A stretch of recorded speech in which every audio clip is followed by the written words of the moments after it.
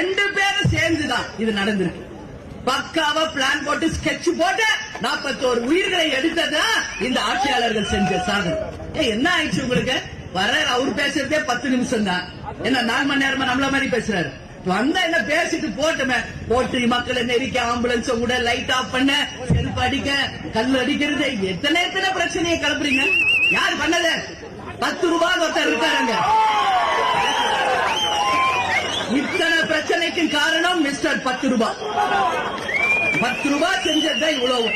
அன்னைக்கு விஜய் பாட்டா பாடிட்டு போயிட்டாரு. ஒவ்வொரு வாட்டி நான் கரூருக்கு போகும்போது 10 ரூபாவை பேசாம நான் வந்ததே கிடையாது.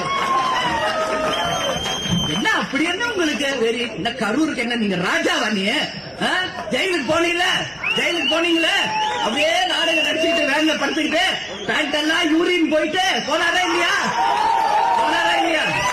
அப்புறம் இன்னைக்கு பத்தி எங்க வந்துச்சு வீரப்பு? இதெல்லாம் ஆட்சியில இருக்கிற மமதையில ஆடுறது. ஆடாதடா மனிதா, ரொம்ப ஆட்டம் போட்டா அடங்கிடுவ மனிதா என்பதை நிச்சயம் மக்கள் உங்களுக்கு உணர்த்துவார்கள். கரூர் துயர சம்பவத்திற்கு விஜய் அவர்களும் காரணம். ஆனால் முக்கிய குற்றவாளி 10 ரூபாய் பாலாஜி என்று முன்னாள் அமைச்சர் செந்தில் பாலாஜியை விமர்சித்த தேமுதிக பொதுச் செயலாளர் பிரேமலதா விஜயகாந்த்